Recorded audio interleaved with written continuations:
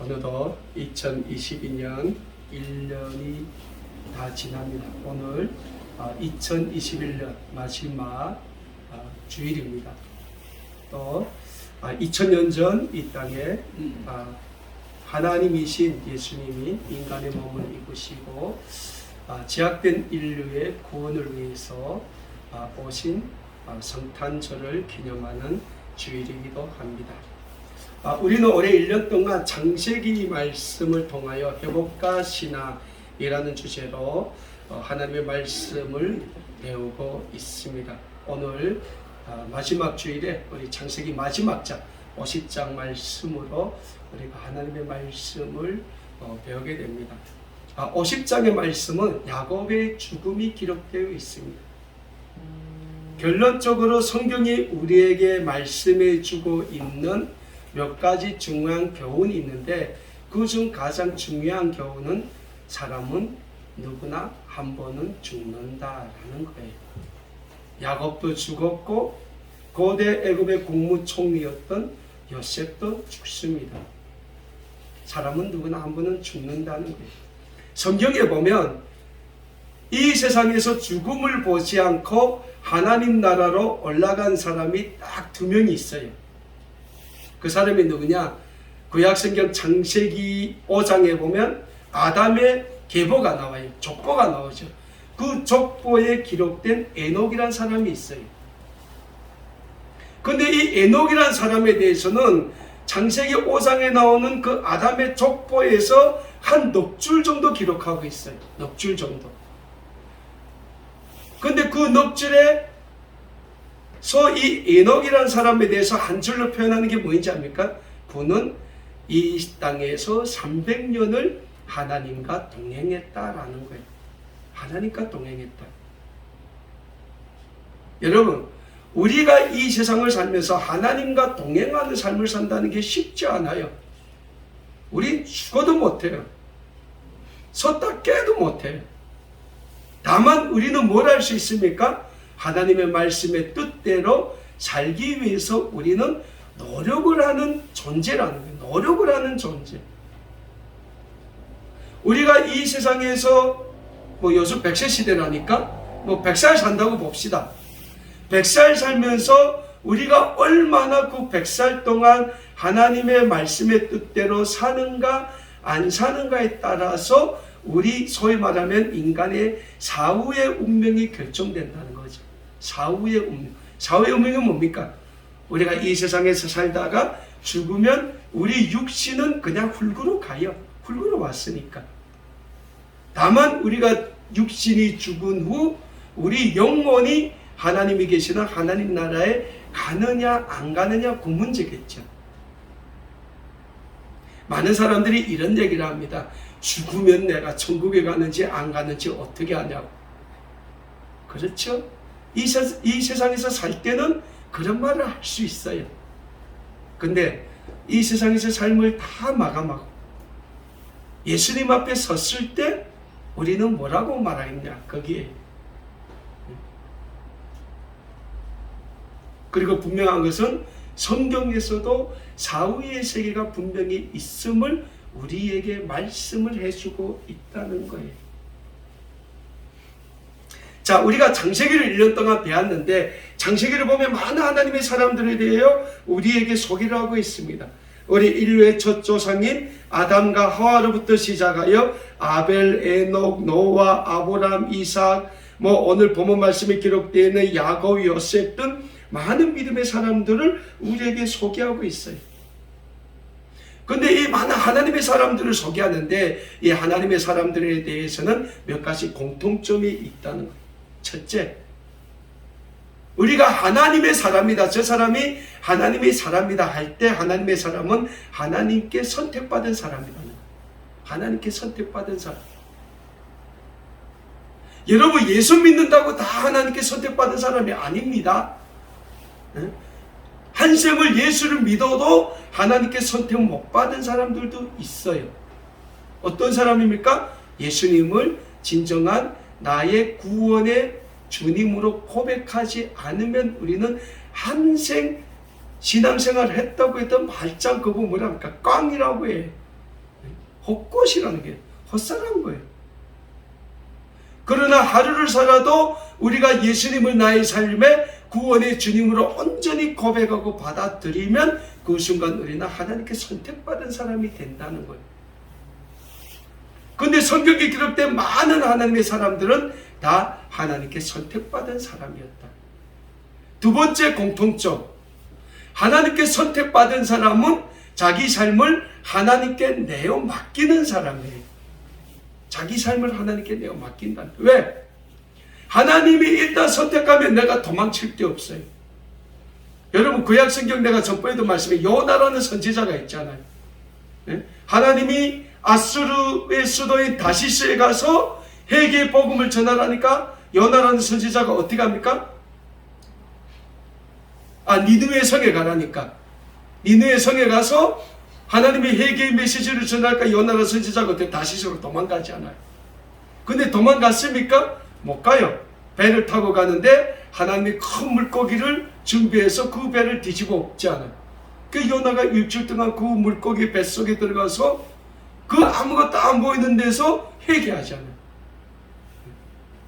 자, 하나님께 선택받은 사람은 하나님의 그 주권에서 도망갈 수 없다는 거예요.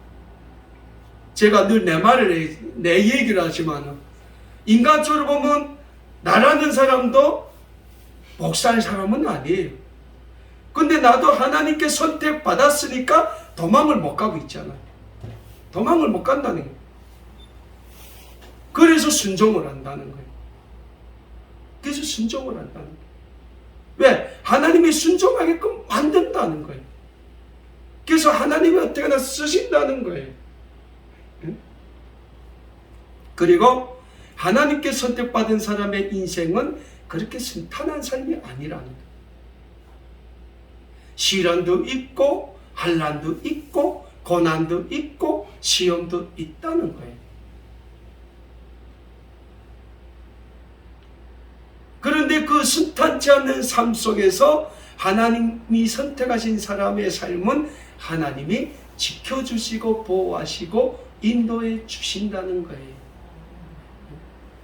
이게 하나님이 사람들이 지니고 있는 몇 가지 공통점입니다.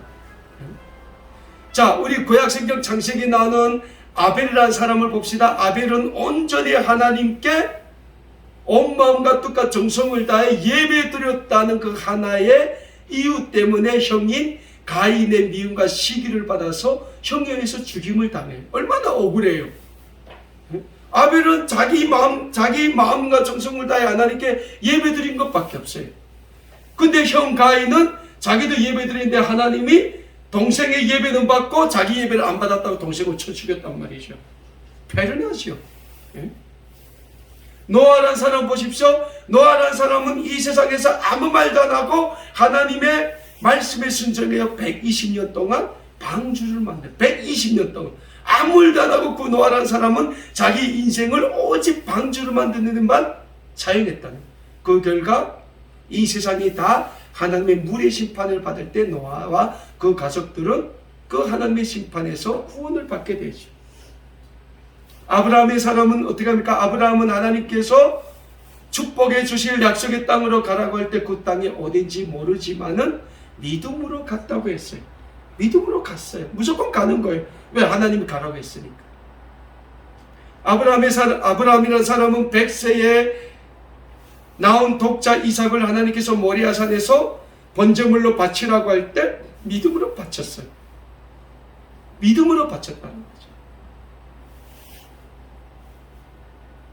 모든 믿음의 사람들은 하나님 앞에 쓰임을 받을 때 먼저는 하나님께 선택을 받았으며 하나님께 선택을 받았을 때 믿음으로 자신들의 삶을 온전히 하나님께 거룩한 복음의 산재물로 드렸다는 영적인 진리를 우리는 잊지 말고자 합니다. 성경이 우리에게 가르쳐주는 핵심이 이거예요. 핵심이 이겁니다. 그렇게 하나님께 자신을 삶을 온전히 거룩한 복음의 산재물로 드린 사람들은 이 세상에 그 어떤 모진 시련과 환난이 닥치고 시험이 와도 오직 하나님만 바라보며 하나님께 산 소망을 두며 그 어려운 시련과 환난, 고난과 시험도 이겨낼 수 있게 된다는 겁니다. 무엇보다 중요한 영적인 교훈은 앞에서도 제가 말씀했지만은 사람은 누구나 한 번은 죽는다.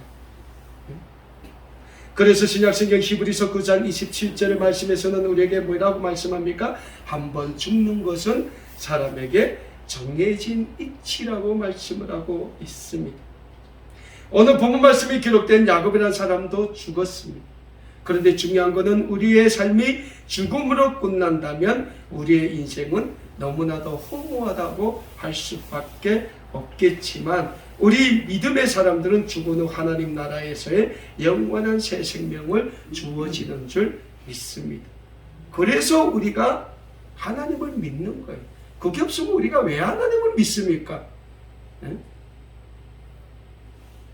저는 이 세상 보니까 이 세상이 너무 좋아요. 네? 너무 할 것도 많고 누릴 것도 많고 너무 많어.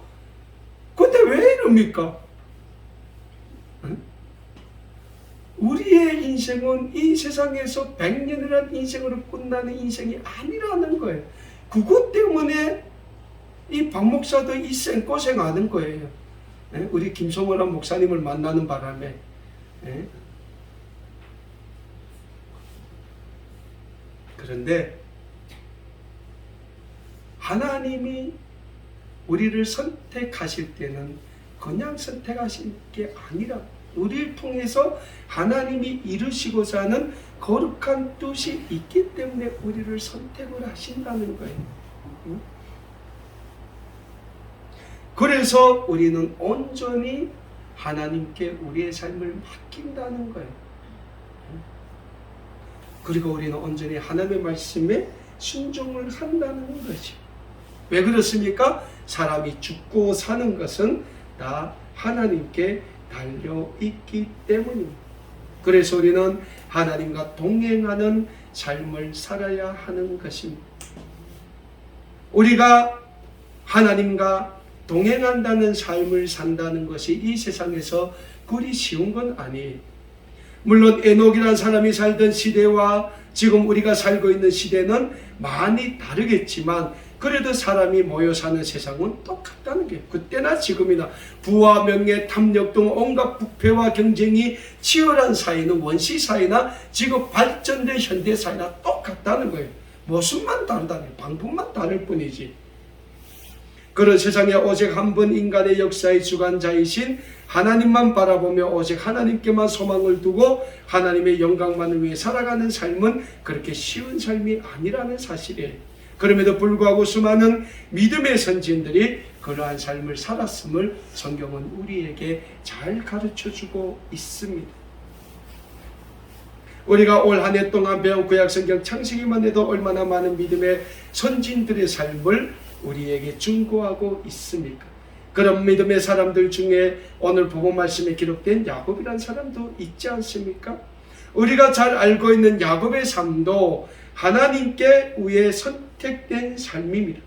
물론 이 세상의 가치관으로 야곱의 삶을 평가하자면 야곱의 삶은 자기 자신만의 욕심만을 추구해온 파렴치한 삶을 살았던 사람이다라고 할 수 있을 것입니다. 그러니까 어찌 보면 야곱은 굉장히 욕심이 많은 사람이었다고 할 수 있습니다. 야곱은 어머니 리브가의 태중에 있을 때부터 쌍둥이 형제 중 자기가 먼저 되겠다고 발버둥을 쳤던 인물입니다. 그래서 이 세상에 태어날 때 쌍둥이 형인 에서의 발 뒤꿈치를 붙잡고 이 세상에 태어나지 않았습니까?